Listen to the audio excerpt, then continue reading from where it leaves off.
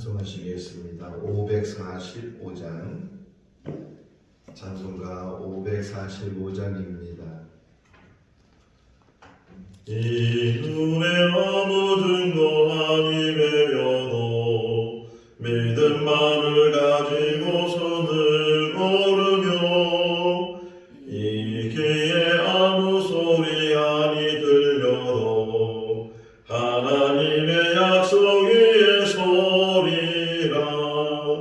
걸어가세 믿음 위에 서서 나가세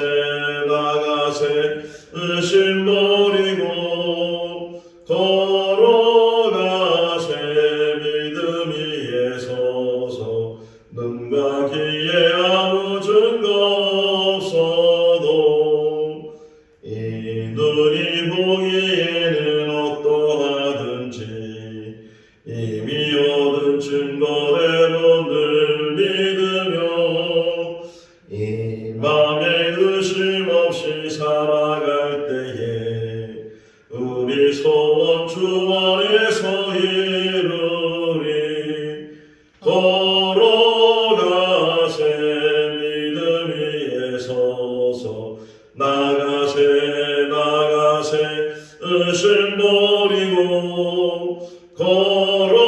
걸어가세 믿음 위에 서서 눈과 귀에 아무 증거 없어도 주님의 거룩함을 두고 맹세한 주 하나님 아버지는 참 미쁘다. 그 귀한 모든 약속 믿는 자에게 능치 못할 무슨 일이 있을까. 걸어가세 믿음 위에 서서 나가세 의심 버리고 걸어가세 믿음 위에 서서 눈과 귀에 아무 증거 없어도. 요한복음 11장 17절에서 44절 말씀까지입니다. 요한복음 11장 17절에서 44절 말씀까지 한 절씩 교독하겠습니다. 예수께서 와서 보시니 나사로가 무덤에 있는지 이미 나으리라. 베다니는 예루살렘에서 가깝기가 한 오리쯤 되매 많은 유대인이 마르다와 마리아에게 그 오라비로 유문하러 왔더니 마르다는 예수께서 오신다는 말을 듣고 곧 나가 맞이하되 마리아는 집에 앉았더라. 마르다가 예수께 여짜오되 주께서 여기 계셨더라면 내 오라비가 죽지 아니하였겠나이다. 그러나 나는 이제라도 주께서 무엇이든지 하나님께 구하시는 것을 하나님이 주실 줄을 아나이다. 예수께서 이르시되 내 오라비가 다시 살아나리라. 마르다가 이르되 마지막 날 부활 때에는 다시 살아날 줄을 내가 아나이다. 예수께서 이르시되 나는 부활이요 생명이니 나를 믿는 자는 죽어도 살겠고 무릇 살아서 나를 믿는 자는 영원히 죽지 아니하리니 이것을 내가 믿느냐. 이르되 주여 그러하외다. 주는 그리스도시요 세상에 오시는 하나님의 아들이신 줄 내가 믿나이다. 이 말을 하고 돌아가서 가만히 그 자매 마리아를 불러 말하되 선생님이 오셔서 너를 부르신다 하니 마리아가 이 말을 듣고 급히 일어나 예수께 나아가매 예수는 아직 마을로 들어오지 아니하시고 마르다가 맞이했던 곳에 그대로 계시더라. 마리아와 함께 집에 있어 위로하던 유대인들은 그가 급히 일어나 나가는 것을 보고 곡하러 무덤에 가는 줄로 생각하고 따라가더니 마리아가 예수 계신 곳에 가서 배웠고 그 발 앞에 엎드리며 이르되 주께서 여기 계셨더라면 내 오라버니가 죽지 아니하였겠나이다 하더라. 예수께서 그가 우는 것과 또 함께 온 유대인들이 우는 것을 보시고 심령에 비통히 여기시고 불쌍히 여기사 이르시되 그를 어디 두었느냐. 이르되 주여 와서 보옵소서 하니 예수께서 눈물을 흘리시더라. 이에 유대인들이 말하되 보라 그를 얼마나 사랑하셨는가 하며 그중 어떤 이는 말하되 맹인의 눈을 뜨게 한 이 사람이 그 사람은 죽지 않게 할 수 없었더냐 하더라. 이에 예수께서 다시 속으로 비통히 여기시며 무덤에 가시니 무덤이 구리라 돌로 막았거늘 예수께서 이르시되 돌을 옮겨 놓으라 하시니 그 죽은 자의 눈이 마르다가 이르되 주여 죽은 지가 나흘이 되었음에 벌써 냄새가 나나이다. 예수께서 이르시되 내 말이 내가 믿으면 하나님의 영광을 보리라 하지 아니하였느냐 하시니 돌을 옮겨 놓으니 예수께서 눈을 들어 우러러 보시고 이르시되 아버지여 내 말을 들으신 것을 감사하나이다. 항상 내 말을 들으시는 줄을 내가 알았나이다. 그러나 이 말씀 하옵는 것은 둘러선 무리를 위함이니 곧 아버지께서 나를 보내신 것을 그들로 믿게 하려 함이니이다. 이 말씀을 하시고 큰 소리로 나사로야 나오라 부르시니 죽은 자가 수족을 배로 동인 채로 나오는데 그 얼굴은 수건에 쌓였더라. 예수께서 이르시되 풀어놓아 다니게 하라 하시니라. 아멘. 할렐루야. 예수님의 공생의 삶 가운데서 죽은 자를 살리신 이야기가 세 번 나오게 됩니다. 그 이상 있을 수도 있는데 성경 안에서는 세 번 살리시는데 회당장 야이로의 딸을 살리시고 나인성 과부의 아들을 살리시고 그리고 오늘 우리가 읽은 것처럼 베다니에 살고 있는 나사로를 살리셨습니다. 또 성경 안에는 예수님만 죽은 자를 살리는 것이 아니고 엘리야도 또는 엘리사도 심지어는 예수님의 제자 베드로도 사도 바울도 죽은 자를 살리는 그런 이야기가 나옵니다. 그럼 질문이에요. 누가 살린 거예요?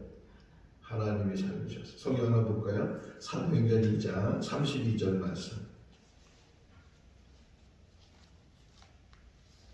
사도행전 2장 32절 말씀. 2장 32절 같이 읽을까요? 이 예수를 하나님이 살리신지라 우리가 다 이 일의 증인이로다. 그러니까 예수님도 십자가에 죽으셨다가 이제 3일 만에 부활하시는데 그 3일 만에 부활하시는 것도 하나님이 살리셨기 때문에 그러니까 생명의 주인은 누구에게 있느냐? 하나님께 있다. 성경의 시작이 하나님이 계셨고 그 하나님이 세상 만물을 만드셨고 그리고 그 세상 만물 가운데 이 지구 안에 생명을 주셔서 하늘의 새들이 바다의 물고기들이 그리고 육지의 동물들이 또 그 가운데 하나님의 형상 하나님의 모양대로 사람을 만드셨다.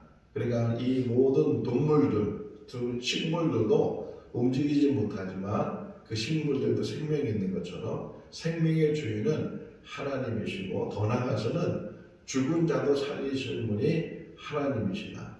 아까 잠깐 말씀드렸지만 엘리야도 엘리사도 또 베드로도 또 바울도 그리고 예수님도 죽은 자 가운데 사람을 살렸는데 그런데 그 사람이 영원히 사는 건 아니거든요. 근데 예수 그리스도께서 이 땅에 오시는 그 이유는 우리를 죽은 자 가운데서 살리실 뿐만 아니라 영원히 사는 흔히 말하는 영생 그 영생을 주시기 위해서 이 땅에 오신 줄로 믿습니다.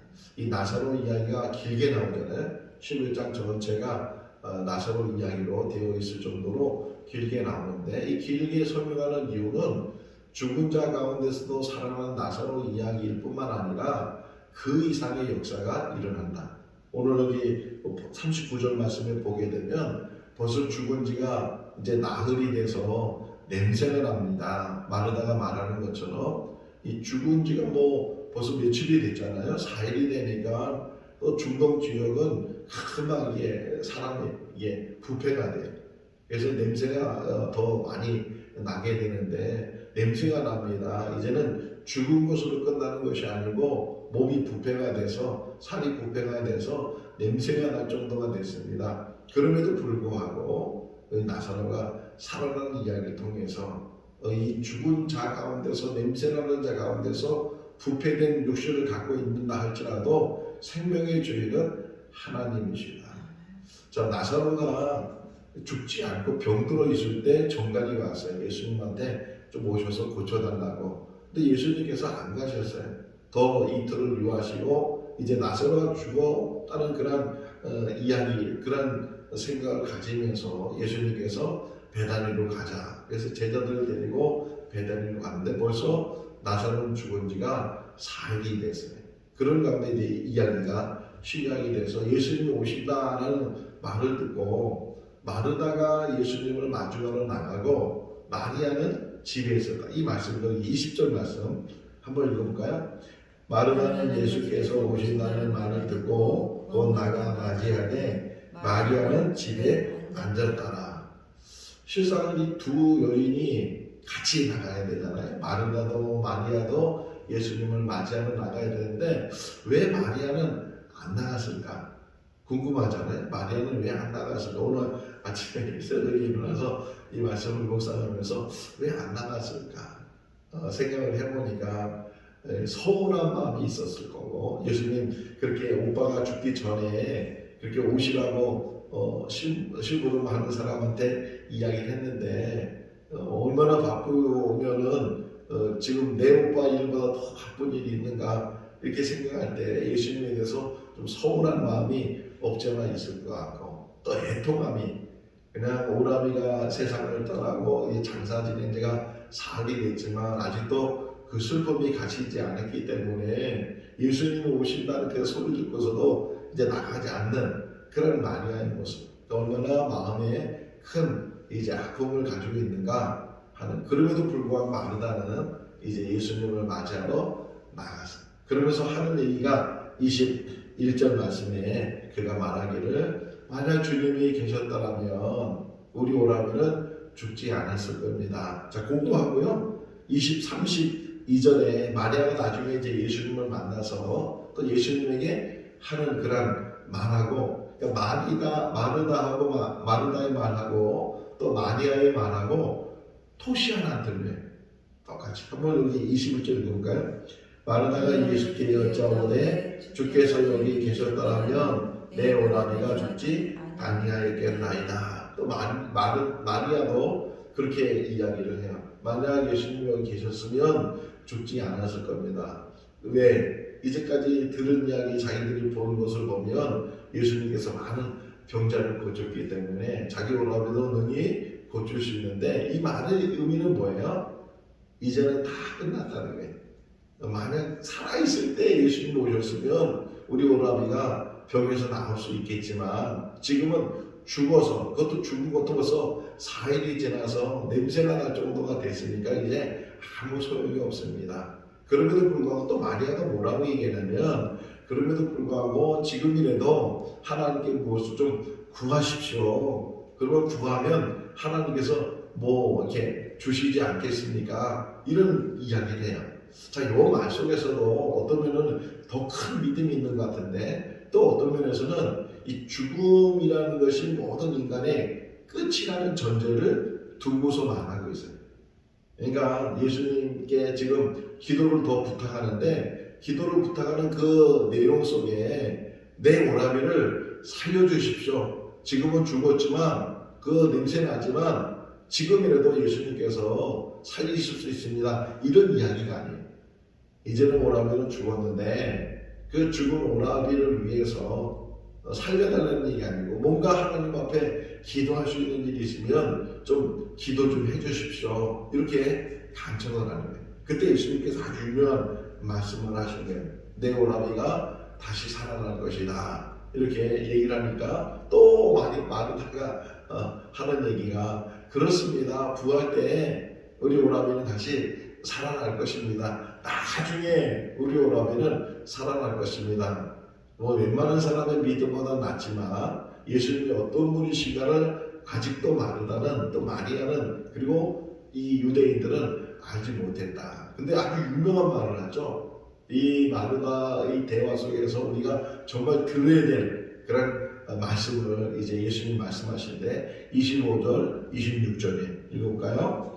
예수께서 이르시되 나는 부활이요 생명이니 나를 믿는 자는 죽어도 살겠고 무릇 살아서 나를 믿는 자는 영원히 죽지 아니하리니 이것을 내가 믿느냐. 할렐루야. 나는 부활이요 생명이니 이 말씀이 은혜가 될 수 있기를 바랍니다. 예수 그리스도는 부활 그 자체이시고 또 생명 그 자체인 줄로 믿습니다. 이 나사로 죽은 자 이 나사로가 다시 살아나는 것 이거 대단한 기적이잖아요. 놀라운 일이에요. 이 일로 인해서 많은 사람들이 믿음을 갖게 됐다 이렇게 성경은 이야기하고 있는데 근데 그것은 별거 아니라는 거예요. 예수님이 하시는 더 큰 능력 요한복음 1장 가서 빌립이 자기 친구 나다나엘을 이제 전도해서 데리고 왔어요. 저는 참 이스라엘 사람이다. 저 안에는 갈 사람이 없다. 내가 무화과 나무 아래서 너를 보았다. 이렇게 말씀할 때 나다나엘이 깜짝 놀라서 주는 하나님의 아들이시고 임금님이십니다. 이렇게 얘기했을 때 이것 가지고 너는 놀라느냐? 더한 것을 보게 될 것이다. 천사들이 오르락내리락 하는 것을 보게 될 것이고 이런 말씀을 하시거든요. 지금 나사로가 살아나는 그런 일도 너무너무 대단한 일이잖아요. 이런 일이 어떻게 일어날 수 있겠어요? 그런데 이거는 예수님이 정말 하시고자 하는 일에 비하면 아무것도 아니라는 거예요. 예수님은 죽은 자를 살리는 능력을 행하실 뿐만 아니라 영원히 살게 하는 그런 은혜를 우리에게 주시는 줄로 믿습니다. 생명을 주시는 줄로 믿습니다.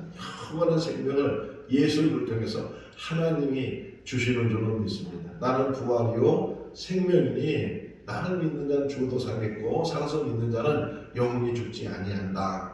내가 이것을 믿느냐? 이렇게 물었어요. 그때 마르다가 어떻게 또 대답하는 거예요. 주는 그리스도시요 그리고 세상에 오시는 하나님의 아들이십니다 라고 고백을 해요.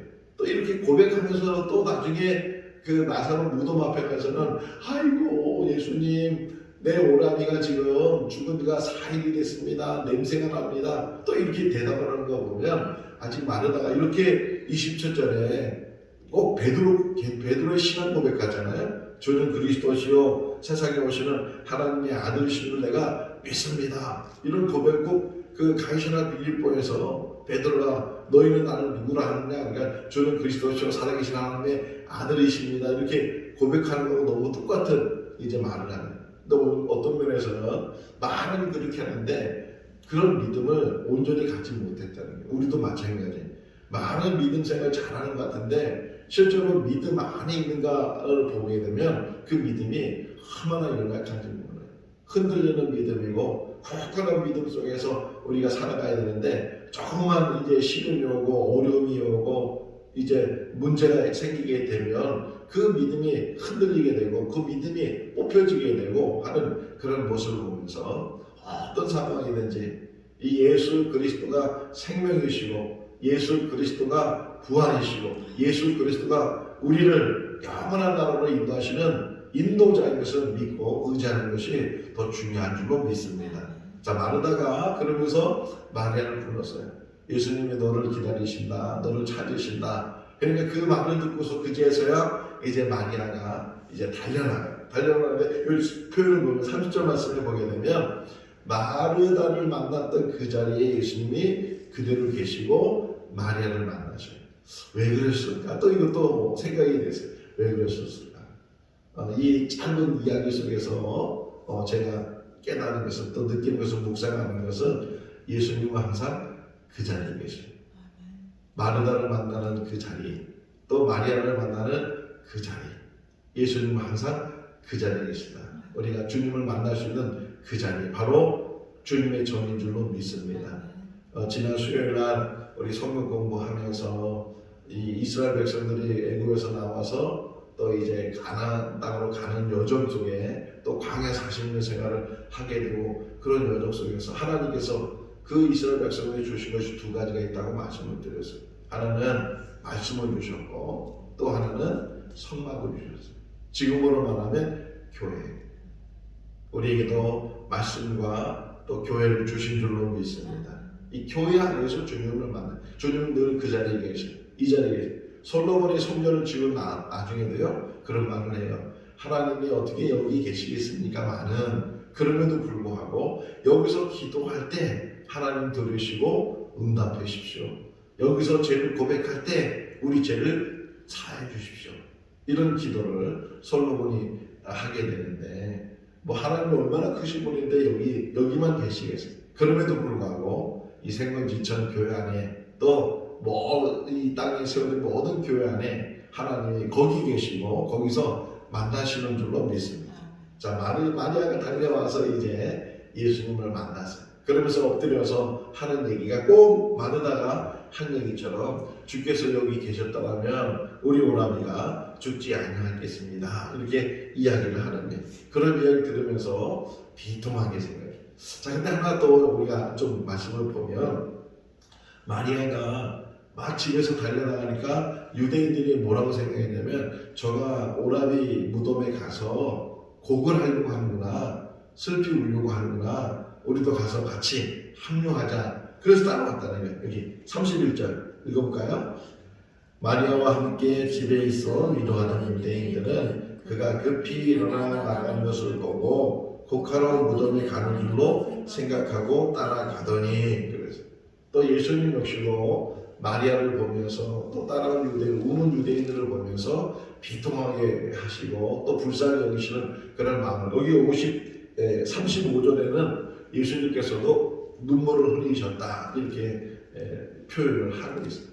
예수님이 눈물 흘린 이야기는 여기 하나 나오는데, 그런데 우리가 한번 생각해 봤어요. 제가 저희 아버지 돌아가셨을 때 이제 장례 모시잖아요.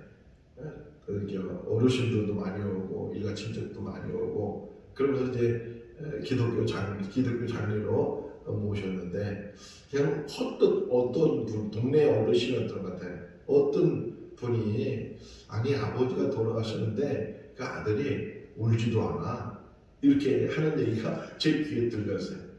근데 우리 기독교인들은 그렇게 슬픔이 있지만 그래도 소망이 있어서 우리 아버지가 믿음 생활하고 이제는 하나님의 부르심을 받아서 하나님 품에 안겨서 그 하나님 나라에서 영원한 안식을 한다는 그런 믿음을 우리가 가지고 있으니까 그렇게 슬픈 일을 당하고 또 장례를 모셔도 또 울지 않는 경우가 참 많잖아요. 근데 제가 이제 목회를 하면서 또 신앙을 배우고 또 그러면서 이제 조금 우리가 바꿔야 될 것 중에 하나가 뭐냐면 기독교 장례를 모신다 할지라도 하늘의 소망이 있고 또 그분이 천국 가서 영원한 안식을 누린다 할지라도 어떤 면에서는 슬픔이 있잖아요. 근데 그 슬픔이 있는데도 불구하고 체면 때문에 울어야 될 그 자리에서 울지도 못하고 눈물 흘리지도 못하고 그렇게 하면서 장례를 모시는데, 근데 이게 심리학적으로 보면 그렇게 그 과정이 지나가 보면 병이 생긴다는 거예요. 근데 그 병 중에 가장 큰 병이 뭐냐면 우울증이에요. 자, 우울증의 이유를 지금도 원인을 아주 정확하게 찾아내지 못해요. 근데 여러 가지 이유가 있는데 그 중에서 가장 크게 우울증을 걸리게 하는 게 그 부부간의 사별이에요. 그러니까 아내가 세상을 떠나든지 또는 남편이 세상을 떠나든지 그런 일을 경험하게 되면 뭐 장례를 모실 때는 경황이 없으니까 뭐 우울증 걸릴 시간도 없고, 그런데 그 장례를 다 모시고 나서 이제 하루가 지나고 며칠이 지나고 시간이 지나면 지날수록 그 안에 자기도 모르는 사이에 우울증이 생긴다는 거예요. 자, 그런데 그것을 그래도 우울증을 좀 더 모면할 수 있는 것 중에 하나가 뭐냐면 슬플 때 슬픔을 갖는 거예요. 눈물 날 때 눈물을 흘리는 거예요. 여기 지금 애통한다 그랬잖아요. 물론 천국의 소망을 가지고 장례를 모신다 할지라도 그 애통함은 말로 다 표현할 수 없으니까, 그러니까 울고 싶을 때는 통곡하면서 우는 거예요. 믿음이 없어서 우는 게 아니고 그냥 내 육신적으로 슬픔을 가지고 그것을 내가 삭히는 게 아니고 그냥 통곡하면서 애통하면서 소리쳐가면서 그렇게 해서 또 울고, 울 때는 울고 또 기도하고 위로하고 그러는 가운데 그가 하늘의 소망을 두게 되면, 그러면 우리에게도 이제 그 치료되는 것도 있고 회복되는 은혜고 있는 줄로 믿습니다. 사람은 누구나 이 땅에 사는 날 동안 한 번 가는 거잖아요. 한 번 가는 인생 속에서 뭐 순서도 없이 가는데 그런 삶 속에서 때로는 슬플 때 그 슬픔을 같이 나눌 수 있는, 그래서 그런 말이 있잖아요. 기쁨은 같이 나누면 2배가 되고 슬픔은 같이 나누면 절반이 된다고 하는 것처럼 그런 관계가 성도들 간의 관계가 돼야 될 줄로 믿습니다. 주님도 애통하시면서 그러면서 이제 나사로 어디 있느냐 무덤을 찾으셨어요. 무덤까지 찾아갔는데 그 앞에서 그냥 곡하는 줄 알았는데 그냥 슬픔을 이제 나눌 줄 알았는데 돌을 옮기라는 거예요. 아니 지금 이 돌을 옮기면 그나마 이 냄새가 이제 적은데 이 돌을 옮기면 냄새가 확 쏟아져 나올 텐데 그래서 맞다가 말한 거예요. 벌써 죽은 지가 나흘이 돼서 냄새가 납니다. 이렇게 말을 했을 때 내가 너한테 아까 말하지 않았느냐. 나는 부활이요 생명이니 살아서 믿는 자는 영원히 죽지 않다고 말했는데 죽은 자도 살아나고 그런데 그 말을 지금 너는 어떻게 들었느냐 또 이렇게 주님의 말이다 이렇게 말씀하셔요. 그러면서 돌을 옮기게 하고 아주 중요한 말이 나와요. 41절 42절 같이 읽어볼까요? 돌을 옮겨 놓으니 예수께서 눈을 들어 올라보시고 이르시되 아버지여 내 말을 들으신 것을 감사하나이다. 항상 내 말을 들으신 줄을 내가 알았나이다. 그러나 이 말씀 하옵는 것은 둘러선 무리를 위함이니 곧 아버지께서 나를 보내신 것을 그들로 믿게 하려 함입니다. 이유를 설명했어요. 아버지께서 나를 보내신 것을 믿게 하기 위해서 지금 이 죽은 나사로를 살리신다는 거예요. 우리에게도 말하는 거예요. 예수님이 누구신가? 하나님이 보내신 구세주, 하나님이 보내신 인류를 구원하시기 위한 이 땅에 오신 그리스도, 그것을 믿게 하기 위해서 이런 일을 한다는 거예요. 그런 믿음이 우리 가운데 있을 수 있기를 바랍니다.